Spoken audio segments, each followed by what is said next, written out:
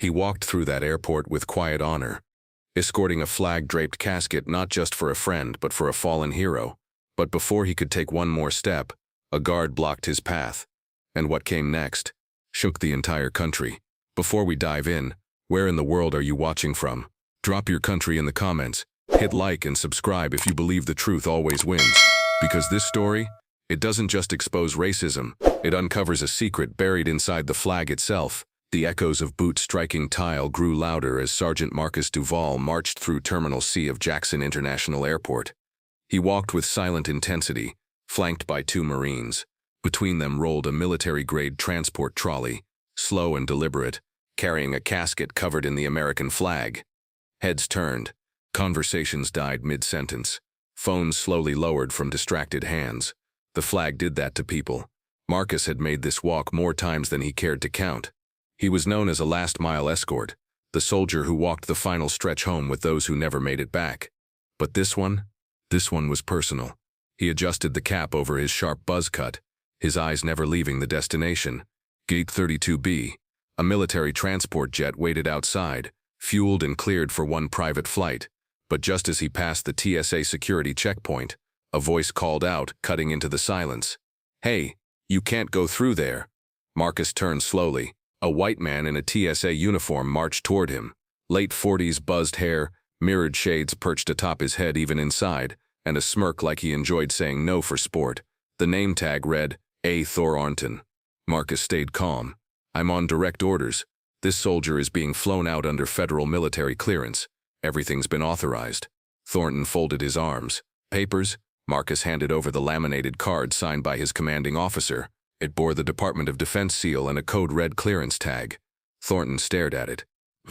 Could be fake." Marcus's brow tightened. "Sir, that is an official document. You don't look like no officer. You look like just another guy trying to pull rank." Thornton's eyes moved to the casket.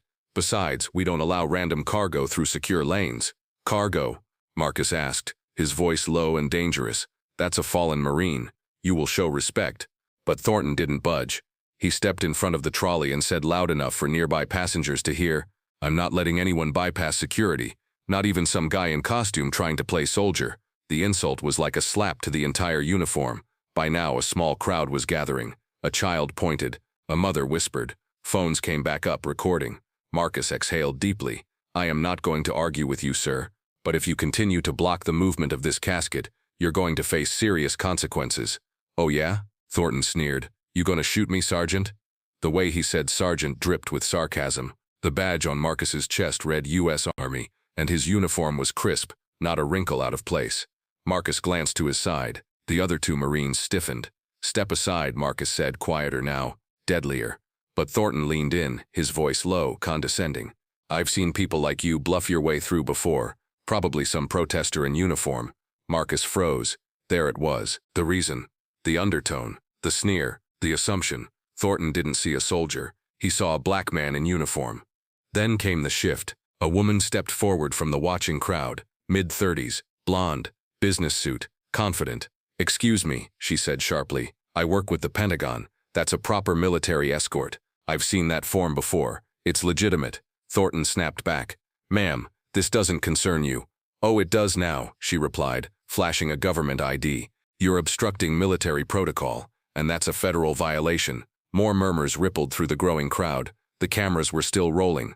Thornton's jaw tightened. "Fine, he can go, but I'll be filing a report." "I'll file mine too," she replied, "with the Inspector General." Marcus didn't say a word. He simply moved forward, the trolley's wheels clicking rhythmically on the tile. But as they neared the jet bridge, Marcus paused. He looked back at Thornton. "You could have just said thank you for your service. You didn't need to reveal all that ugliness. But now, everyone's seen it." Then he turned back and continued down the hall. Inside the private boarding ramp, the silence returned. Marcus stared at the flag-draped casket. He placed his hand over the stripes. "Almost home, Elijah," he whispered, because beneath the cloth was Private First Class Elijah Banks, Marcus's childhood best friend. They'd grown up on the same street, joined the Army the same year, shared the same foxhole overseas, and now Marcus was bringing him back in a box. Back in the airport, Thornton paced. His hands shook as he pulled out his phone. He didn't expect someone to speak behind him.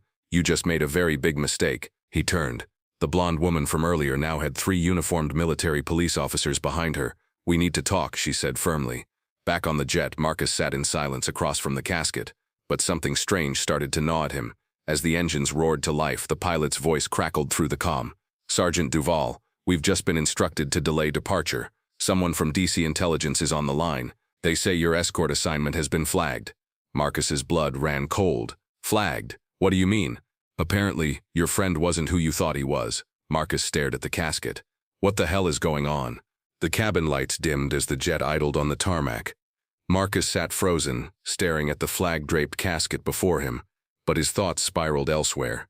"Your escort assignment has been flagged." Those words echoed in his ears like a round chambered in slow motion. He tapped the earpiece again.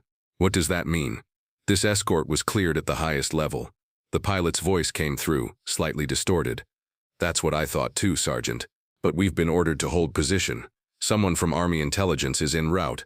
Ground team ETA 6 minutes. Marcus stood. This is a fallen Marine. He deserves to be flown home. Who would dare interrupt this mission? Silence. Then the click of a disconnected channel. Marcus turned to one of the Marines on board. "Corporal, secure the area. No one boards this aircraft without going through me." "Yes, Sergeant." The other Marine moved toward the entrance, hand casually resting on his sidearm. Marcus approached the casket, resting both palms on the wood. It was cool, heavy, carried more than just a body. "Elijah," he murmured, "what did you get yourself into?" Back inside the airport, Thornton sat in a cramped break room, trying to delete footage from his phone. Sweat soaked through his collar, his face twisted in panic. The woman in the business suit, who introduced herself as Agent Callahan, had rattled him more than he wanted to admit. But he didn't understand why military police had shown up after she whispered something in their ears. He assumed it was about the little incident earlier, but deep down he could feel it. This was bigger, and maybe he'd messed with someone he really shouldn't have. 2 men in full suits exited. No visible badges, but their eyes gave it away. Serious, surgical, no time for small talk. "Sergeant Duval?" the first asked as they approached the jet's stairwell. Marcus stood tall.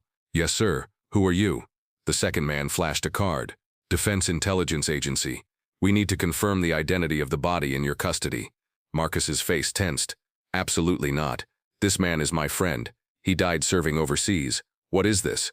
The first agent's tone was cold. "We don't believe that casket contains Private First Class Elijah Banks." The words hit Marcus like a gut punch. He stepped forward, voice steely. "What are you suggesting?" The second man leaned in. "We believe you've been sent with a body that may not be your friend at all, and this casket could contain something else entirely." Marcus blinked. "You think this is a setup? We think it might be a cover-up." Back at the gate, the crowd had mostly dispersed, but Thornton watched nervously as more federal agents and security personnel swept through Terminal C. He knew he should stay quiet, but pride whispered in his ear louder than reason. He stormed over to a nearby officer. "Hey, what the hell is going on here? You gonna let some phony soldier in a flag get special treatment but ignore a real security breach?" The officer barely looked at him, but Agent Callahan heard. She turned slowly and walked over. "You really want to keep digging, Thornton?" He smirked. "You bet I do." Callahan smiled, but it didn't reach her eyes. Then she leaned in. "You know that soldier you harassed earlier? He's a medal recipient, twice deployed, and one of the highest decorated escorts in the service, and you tried to block him over a hunch." Thornton laughed bitterly. "I knew he was hiding something." Callahan's face darkened. "You were right," she whispered, "but not the way you think." Then she pulled out a sealed tablet from her case, opened a file, and turned the screen so only he could see. The color drained from Thornton's face. "You're kidding," he stammered. She didn't blink. "Nope, and your tantrum put a lot of lives at risk." Thornton stumbled back, hands trembling. I didn't know." Callahan turned and walked off. Thornton sat down slowly, eyes wide. "I didn't know." Meanwhile, back on the jet, the agents opened the side panel of the casket. Inside lay a body, but the face had been altered. The ID tag around the neck didn't match. Marcus stepped forward, heart pounding. "This isn't Elijah," he said, voice barely audible. The agent nodded. "We know. We believe your friend may have been replaced." "Replaced? By who?" "That's what we're trying to figure out. This body belonged to someone under deep cover. The fingerprints are already in our system. A rogue operator believed to be part of a military weapons smuggling ring." Marcus staggered back, eyes locked on the casket. No, that's impossible. Elijah wasn't mixed up in anything like that." But even as he said it, a memory returned, something Elijah once said on their last deployment. "If I ever disappear, don't believe the first story they give you." Marcus's pulse quickened. "You think Elijah's alive?" he asked. The agent met his gaze. "We think he may have staged his own death. Or someone staged it for him." Suddenly, the second agent's phone buzzed. He answered, then nodded to Marcus. "Sir, the airport guard who tried to stop you earlier, he just mentioned a detail he shouldn't have known. Something classified. We think someone may have tipped him off about your escort, on purpose." Marcus frowned. "Are you saying that guard was part of this?" "Not exactly," the agent replied. "More like someone used him to trigger a delay. Someone wanted to stop this flight, long enough for us to find this body." Marcus's jaw clenched, which meant whoever was behind this, they were still watching, still moving, still dangerous. Rain had begun to fall as the sky outside the jet turned dark and gray, unusual for a Mississippi afternoon. The downpour felt like the heavens themselves were trying to scrub away a secret buried too long. Marcus stood by the open casket, now fully exposed, his face tense with disbelief. The man inside looked eerily similar to Elijah Banks, but only at a glance. On closer inspection, the facial reconstruction, the prosthetics, the scars, it was a surgical disguise. "How long has this man been dead?" Marcus asked, his voice steady, but laced with something colder than anger. "Rough estimate?" one of the agents replied, scanning a portable forensic reader. 3 to 5 days. Cause of death? Unclear. But we're looking at heavy trauma. Torture, maybe. Marcus clenched his jaw. Then someone wanted this body found, and tied to Elijah. The first agent nodded. "That's what we're beginning to believe. This entire escort was set up to trigger a breach alert. Whoever planned this knew you'd follow protocol, knew you'd march this casket through security with full honors. And they were counting on someone, like Thornton," Marcus added grimly. Agent Callahan's voice buzzed over their comms. "We've got surveillance footage. You're going to want to see this." There was a third party that visited the airport 3 hours before Sergeant Duvall arrived, facial match pending. Marcus and the agents left the plane and rushed into a secure room inside the terminal. The room was filled with screens, playback footage, and field personnel working quickly under pressure. Callahan waved them over. "Watch this." The footage rolled. A man in civilian clothes entered the terminal with a janitor's badge. He walked through staff corridors, calmly placing a sealed black case in a trash bin near gate 32B. He then made a call from a burner phone and vanished. Seconds later, Thornton appeared on screen, standing near that exact bin, receiving a message on his phone, then tossing it away. Marcus leaned forward. "Freeze that. Enhance." Callahan tapped the keyboard, zooming in on the screen. The message on Thornton's phone read, "The soldier escort is not who he says he is. Stop him. Use your authority. Delay at all costs." Marcus's hands curled into fists. So Thornton was manipulated. "Exactly," Callahan confirmed. "He's a pawn. A racist pawn, but not the mastermind. This was planned to provoke you, delay the transport, and give us time to discover the switch." The second agent frowned. "But why? Why replace a Marine's body with a covert agent and feed the military escort a lie?" Marcus turned. "Because someone wants us chasing shadows while the real threat slips away." In a private debriefing room, Thornton sat sweating bullets. His hands trembled as he gripped a paper cup of water he hadn't touched. Callahan entered with 2 other agents and shut the door behind her. He looked up. I didn't know." She sat across from him. "You didn't want to know. There's a difference. I thought I was stopping a fake soldier. I was just doing my job." "No," Callahan said flatly. "You were playing God. You saw a black man in uniform and assumed the worst. That made you easy to use." He swallowed hard. "Now here's your choice," she continued. "You help us, or we charge you with obstruction, national interference, and a civil rights violation." His lips parted but no sound came out. She slid a photo across the table. "This man, you've seen him before?" Thornton stared. It was the janitor from the footage. His voice cracked. "He's not a janitor. He used to visit my brother's gym back in Detroit. We just called him Tommy. I thought he was a cop." Callahan's eyes narrowed. "He's not. His real name is Victor Dane, and he used to work Black Ops in South America before going rogue. He's now part of an extremist splinter cell, suspected of smuggling U.S. weapons to private militias." Marcus stepped into the room then, his face calm but unreadable. He looked at Thornton. "You were so busy profiling me, you let a ghost walk through your front door." Later that evening, Marcus and the agents reviewed satellite intel. It revealed that Victor Dane had flown out of the country just hours after the body switch using a forged diplomatic ID. They followed his trail to a private airstrip outside Atlanta. The only plane available there? Registered to a defense contractor with blacklisted ties to foreign mercenaries. "Looks like we're going to Georgia," Marcus said, grabbing his gear. "You sure you're up for this?" Callahan asked. Marcus glanced at the image of Elijah Banks on his phone. "If there's even a chance Elijah's alive, I won't stop until I find him." The agent beside her nodded. "Then let's move." That night, the black SUV rolled silently through thick forest roads just outside Atlanta. Aerial drones hovered overhead as military police and DIA agents closed in on the airfield compound. Marcus, clad in tactical gear, crouched behind a stack of crates with Callahan and 2 others. Infrared scopes revealed 5 armed guards pacing the hangar perimeter. Inside, there was movement, too blurry to distinguish. Callahan whispered, "Our source says Dane's still inside. Possible hostage situation." Marcus checked his watch. "We breach in 5. Just then, his comm crackled. A voice came through, raw, faint, barely above a whisper. "This is PFC Elijah Banks. Can anyone hear me? I'm alive." Marcus froze. Callahan's eyes widened. "Repeat," Marcus demanded, pressing into his comm. "Elijah, this is Sergeant Marcus Duvall. I hear you. Are you safe? They've been moving me, but I'm still inside." Suddenly, all the agents snapped to full focus. Dane hadn't killed Elijah. He'd hidden him, and used a different body to fake the casket. Marcus's hand hovered near his weapon. The operation just went from a covert sting to a rescue mission. The wind howled through the trees surrounding the hidden airstrip, as if warning the team of what waited inside.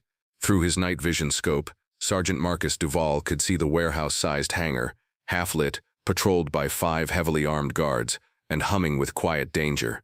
But nothing drowned out the voice still echoing through Marcus's earpiece. "Marcus, if you can hear me, I'm in a metal room, no windows. Private First Class Elijah Banks, still alive, still fighting." Every breath Marcus took now carried years of brotherhood, memory, and vengeance. Callahan crouched beside him. "Signal's weak, but it's real. We traced the transmission. It's coming from the northwest quadrant of the hangar." Marcus nodded. "Then we go now. Quiet, precise." "Wait," one of the agents whispered, tapping into the feed. "Thermal scan just picked up more heat signatures. We have 10 hostiles total, and they're moving like mercs, not smugglers." "Armed?" Marcus asked. "Very. Good," Marcus said coldly. "So are we." Inside the hangar, Victor Dane leaned against a metal table, sipping dark coffee from a dented thermos. Around him, 6 men moved like shadows, silent, alert, and military-trained. In the corner, bound and bruised, was Elijah. His wrists were zip-tied behind his back. His mouth was cut, his left eye swollen nearly shut, but his spirit, unbroken. Dane approached him slowly. "You know they're coming, right?" he said, calm like a father giving bedtime advice. "They're probably already outside." Elijah didn't speak, just stared through his one good eye. "I was once like you," Dane continued, "wearing a uniform, serving the flag, believing in missions." He leaned closer. "But then I realized I was just a tool, and when tools get old or dangerous, they get thrown out." Elijah spit blood at his boot. "You're not a tool, you're a traitor." Dane smirked. "Call it what you want, but you're going to die making noise, and I'm going to disappear again." Outside, the squad was in motion. Marcus and Callahan led one flank. 2 other agents flanked right, suppressed weapons ready, radio synced. "On my mark," Marcus whispered. 3, 2, 1, go. Pop, pop. The first guard dropped before he even turned. The second raised his weapon, but Callahan fired once, clean between the eyes. A loud alarm started blaring across the airfield.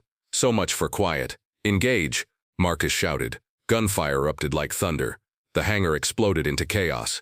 Dane shouted to his men, "Hold your line, secure the hostage," but Marcus was already inside. He moved like a shadow, precision and fury combined. 2 shots, 2 bodies fell. Callahan took the upper deck, dropping another with a shot through the glass. Suddenly, Dane grabbed Elijah by the neck and dragged him toward the back of the building. "You're coming with me." Elijah struggled. "They'll kill you," Dane sneered. "They've tried before." Marcus spotted them as they reached the rear staircase. "I see him. He's got Elijah." Callahan radioed in. "They're heading to the tunnel exit under the hangar." Marcus sprinted after them, heart pounding like a war drum. He reached the stairwell just as Dane shoved Elijah into a hidden elevator. Marcus dove forward, wedging his hand between the doors before they shut. A struggle erupted, fists flying, weapons clanging. Dane punched, Marcus blocked. He elbowed Marcus in the jaw, but Marcus retaliated with a brutal knee to the ribs. "You faked a Marine's death," Marcus growled, pinning Dane against the elevator wall. "You tried to bury the truth." Dane laughed through bloodied lips. "I buried nothing. You're just too blind to see it." Suddenly, the elevator shook, then halted. Emergency lock. Dane had triggered it. From below, backup could be heard climbing fast. Marcus reached for his weapon, but Dane slammed him back, broke free, and rolled out through a hatch in the elevator floor. "Elijah," Marcus barked, crawling after him. But Elijah reached out, grabbed Marcus's arm. "Don't follow him." He planted a boom. The explosion rocked the tunnel below, throwing both men back inside the stalled lift. Flames licked the shaft below. Smoke filled the air. Dane was gone, but not without damage. Marcus grabbed Elijah, cut the zip ties, and dragged him out as agents swarmed in. Callahan ran over, coughing from the smoke. "We got most of them." 3 surrendered, but Dane escaped through the sewer access. Marcus helped Elijah to his feet. "We'll get him. He left a trail now." Elijah winced. "You always did show up at the right time." Marcus gave a tight smile. "You owe me a drink." Later, under the safety of a military field tent, Elijah sat with a blanket around his shoulders, sipping water, eyes heavy with exhaustion but clearer than before. "I thought I was done," he said softly. "They staged everything. Had the body, the ID tag, even a fake note saying I died in a transport crash." Marcus listened quietly. Elijah continued. "They knew I saw too much. I found out Dane was funneling weapons through NGO routes, using military cover. I was going to report it, so they made me disappear instead." Marcus stood. "Not anymore." Callahan entered, holding a secure tablet. "We've pulled encrypted files from Dane's compound, including the flight logs, shipment manifests, and some disturbing names." "Who?" Marcus asked. She paused. "People still inside. Officers. Command-level clearance. This wasn't just a rogue operation. Dane had help." Marcus stepped into the dim light. "Then we take it all the way up." But back at the airport, news had already started to spread. A leak, no doubt intentional, hit local media. Soldier blocks airport smuggling plot. Flag-draped casket sparks federal raid. Thornton stood in the security office, watching the news unfold on screen. His face pale, his hand covering his mouth. He whispered, "What have I done?" His world, and everyone else's, was about to change. But none of them knew. The biggest bombshell hadn't dropped yet. The Pentagon briefing room was sealed tight. Behind closed doors sat 7 individuals, 4 military intelligence officers, 2 Department of Justice agents, and in the center, Sergeant Marcus Duval and Private First Class Elijah Banks, both in full uniform. The air inside was thick with tension. Agent Callahan stood at the head of the table, her expression unreadable. "We now have concrete evidence that a covert smuggling ring, spearheaded by Victor Dane, used Department of Defense shipping lanes to transport weapons to private militias overseas," she said. "This operation has been running for over 7 years, under the protection of several unnamed officials." She tapped a key. A screen flickered on, revealing images of documents, coded shipment routes, emails, and high-ranking names, at least 2 generals, a senator, a retired ambassador. Gasps filled the room. Marcus leaned forward, jaw clenched. "They used the deaths of real soldiers as a cover for illegal transport." Callahan nodded solemnly. "Yes. They chose caskets because they know no one questions what's already dead." Elijah exhaled. "They turned the final honor into a smuggling vessel." The room went quiet again, until one general spoke. "How did you survive, Private Banks?" Elijah's voice was steady but haunted.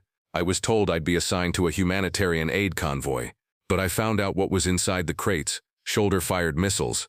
Dane tried to bribe me to stay quiet. When I refused, he staged the crash. I woke up in a holding facility, drugged and moved constantly," Marcus added. "And someone high up authorized that casket swap, which means this wasn't just black market activity. This was betrayal from the inside." Callahan stepped forward. "We've issued sealed indictments, but before we move, there's something else you both need to see." She picked up a remote and played a surveillance clip. It was Thornton, the airport guard. He sat alone in a dim interrogation room, trembling. "I didn't know, I swear. But I saw the text. I got the text. I didn't know who sent it, but it told me to stall the escort. Said the soldier was dangerous. When I saw it was a black man in uniform, I just assumed. I didn't check. I didn't ask. I just did what the message told me. I thought I was protecting the country." He wiped tears from his eyes. "But I was used. I helped delay a mission that saved lives. I blocked a real hero. God forgive me. I became the weakness they counted on." Silence. Elijah looked at Marcus. "He was the reason you got stopped." Marcus nodded once, but now he sees it. Callahan turned off the screen. "We can't legislate what's in a man's heart, but we can expose those who weaponize prejudice for gain." Days later, Marcus stood on a small stage inside a Marine base in South Carolina. In front of him, hundreds of soldiers stood in formation. Elijah stood at his side, straight and proud. The base commander approached with a case in hand. Sergeant Duvall, by direct order of the President of the United States, you are hereby awarded the Silver Star for your bravery and sacrifice in uncovering and preventing an unprecedented breach in national security. The medal was pinned to his chest. The crowd erupted in applause. But Marcus's face remained calm, humble. Later, Elijah approached him, holding 2 glasses of whiskey. Marcus took one. What's next for you? You'll laugh, but I'm going to teach. Military ethics, ROTC. Marcus raised his glass. That ain't funny. That's justice. They clinked glasses. Elijah grew serious. You know, if Thornton hadn't stopped you at that gate, none of this might have been discovered. Marcus nodded slowly. Strange, isn't it? A racist roadblock turned out to be the doorway to truth. Elijah smirked. What's that thing your grandma used to say? Marcus grinned. Sometimes God uses a storm to move a tree that wouldn't bend. They sat in silence for a moment, watching the flag ripple in the breeze. At that same time, Thornton exited the federal courthouse surrounded by cameras. He wore a plain gray suit, no tie, and no pride left in his step. He paused at the microphone. I'm not here to defend myself. I was wrong. I was blind. I let my biases dictate my actions, and in doing so, I failed every man and woman who's worn that uniform. I can never undo that moment, but I will spend the rest of my life trying to correct it. Reporters shouted questions, but he said nothing more. He simply walked down the steps, quieter, smaller than before. Months later, a plaque was installed inside Jackson International Airport, right at Gate 32B. It reads, WODS, in honor of those who carry the fallen and uncover the truth. May no one ever stand in the way of duty, dignity, or justice again. Beneath it, 2 names, Sergeant Marcus Duvall, PFC Elijah Banks, and nearby, another engraving. The truth may be delayed, but it cannot be buried. Sometimes the loudest bombshell is silence, the kind that follows a salute, or a casket, or a whisper in the dark that says, I'm still alive.